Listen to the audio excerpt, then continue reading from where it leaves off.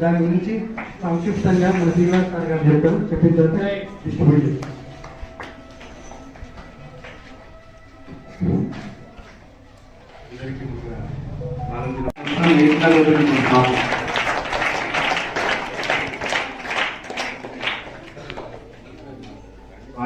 సంధ్య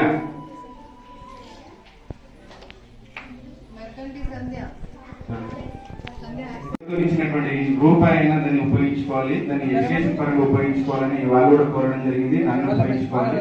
ఓకేనా? కంగ్రాట్స్ వచ్చిన వాళ్ళకి. 2 సిద్ధు 9th క్లాస్ రుచిత రామ.